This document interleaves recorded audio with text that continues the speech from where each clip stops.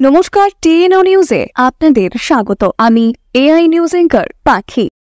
14 June world blood donor ডেতে ত্রিপুরার মুখ্যমন্ত্রী রাজ্যবাসীকে রক্তদানের গুরুত্বের কথা বলেছিলেন। সেই গুরুত্ব রক্তদানের তাৎপর্যকে উপলব্ধি করতে পেরেছে রাজ্যবাসী। মুখ্যমন্ত্রী মহোদয়ের বক্তব্যে রক্তদানের আহ্বানে সাড়া দিয়ে ভারতীয় জনতা পার্টি 8 নম্বর টাউন বর্দোয়ালি মণ্ডলের 33 নম্বর ওয়ার্ডে এক মেগা রক্তদান শিবিরে আয়োজিত করা হয়েছিল এবং মুখ্যমন্ত্রী মহোদয় উপস্থিত ছিলেন। এই শিবিরে রক্তদানের প্রতি ত্রিপুরার জনগণ যে উৎসাহ প্রকাশ করেছে তা দেখে মুখ্যমন্ত্রী মহোদয় আনন্দে আপ্লুত এবং সকল রক্তদাতা যারা উপস্থিত ছিলেন শিবিরে ওনাদের প্রতি ধন্যবাদ জ্ঞাপন করেছেন।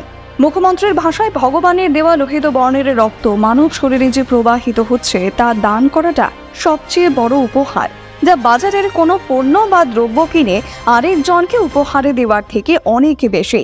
এই মর্মে বিশ্বাসী হয়ে Tripura civil service officers association দ্বারা যে মেগা রক্তদানের শিবির আয়োজিত করা হয়েছে তা দেখেও রাজ্যের মুখ্যমন্ত্রী আনন্দে আপ্লুত হয়েছেন।